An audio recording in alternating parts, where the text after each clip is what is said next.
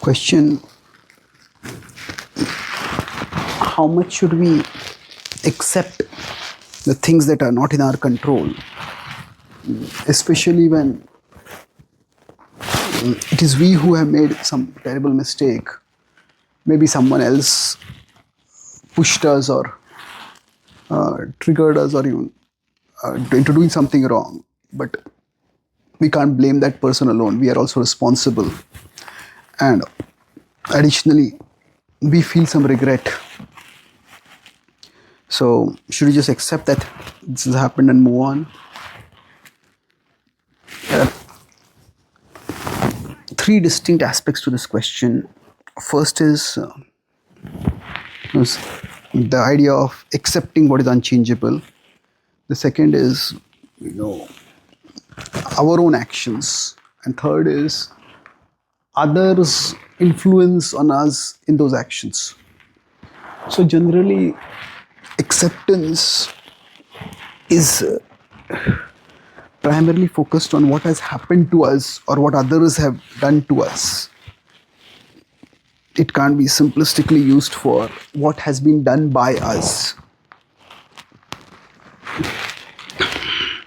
We are much more responsible for that.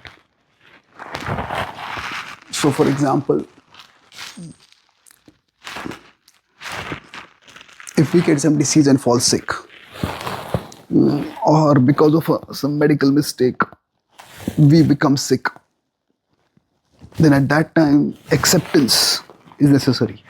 And within that, acceptance is easier when something has happened because of natural forces than rather than human agents.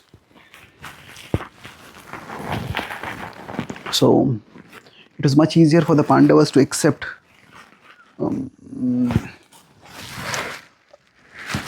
say something like the death of their father than the attempt by Kauravas to burn them alive.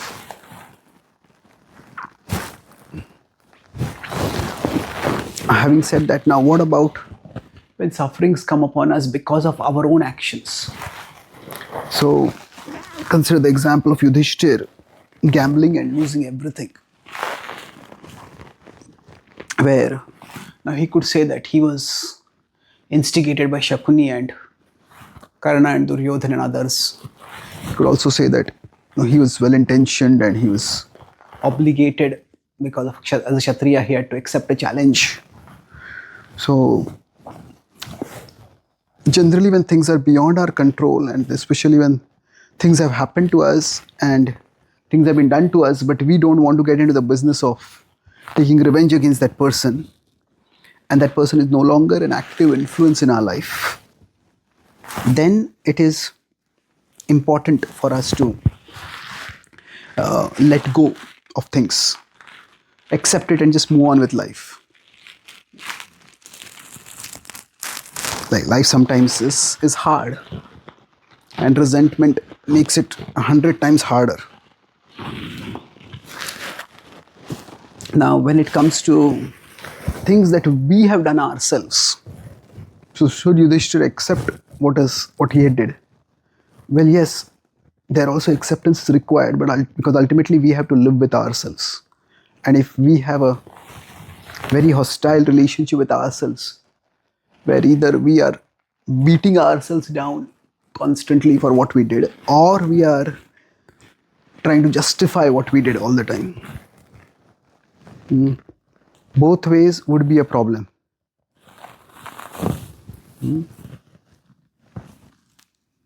So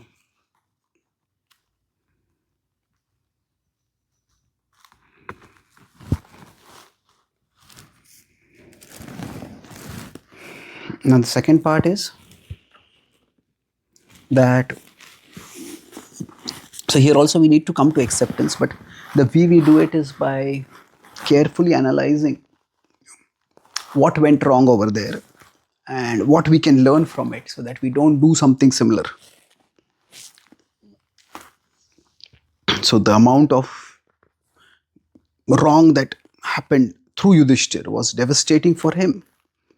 Now, what the Mahabharata depicts is that a person who is especially conscious of wanting to do good when that very person ends up doing not just bad but a catastrophic bad thing, how difficult it will be to accept.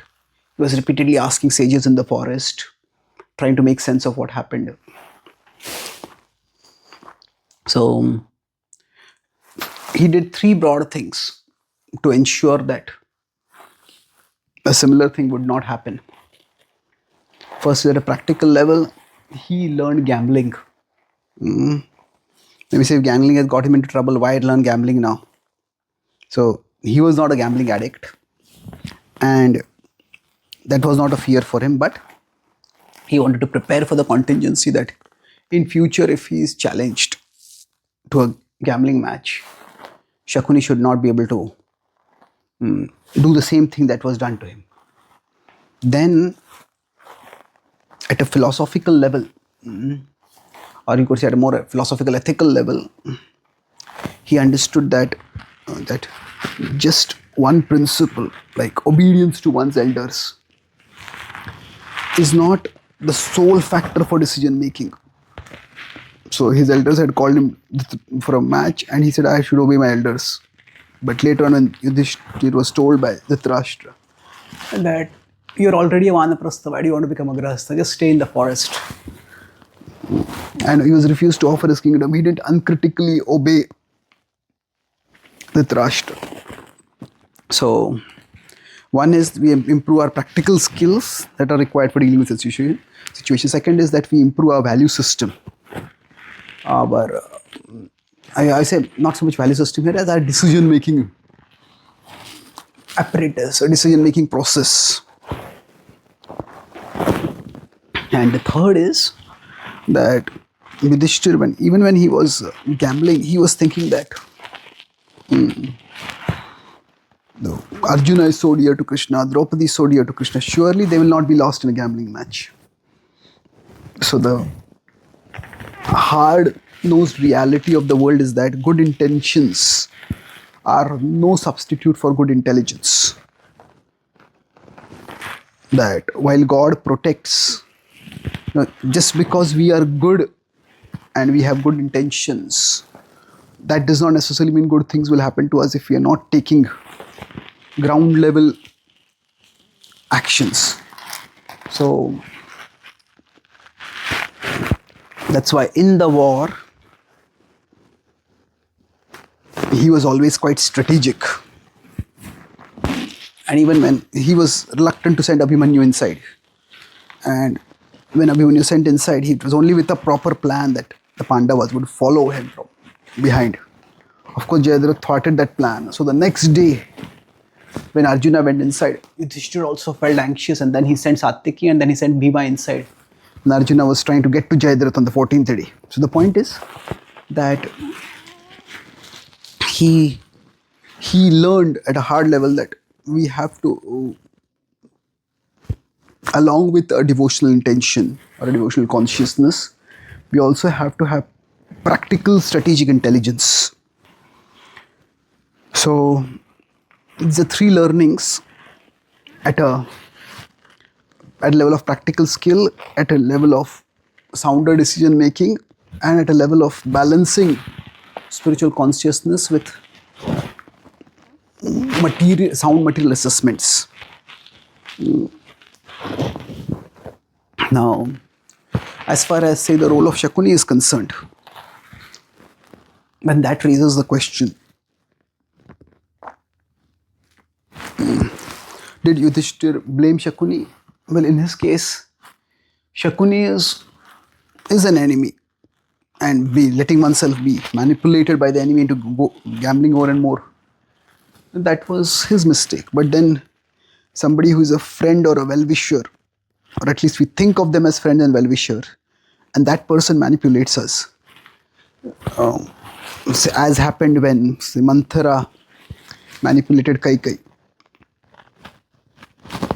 then it's a different situation.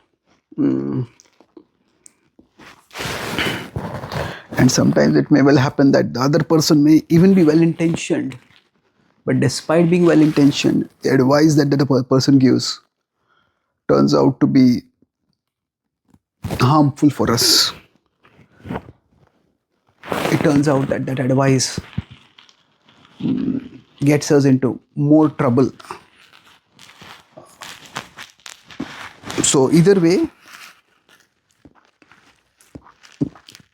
we don't want to simply pass the blame to the other person, but what we need to learn is that ultimately it's our decisions, and whom we let ourselves be influenced by is something we need to become more watchful about.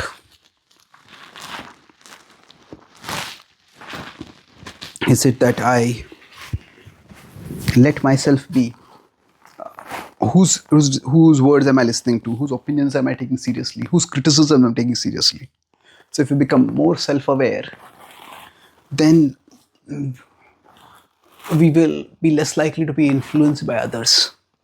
Now, depending on what the other person's motivation was in doing a particular thing, based on that we may decide whether we want to continue to have a relationship with that person, or we just want to have nothing to do with that person thereafter.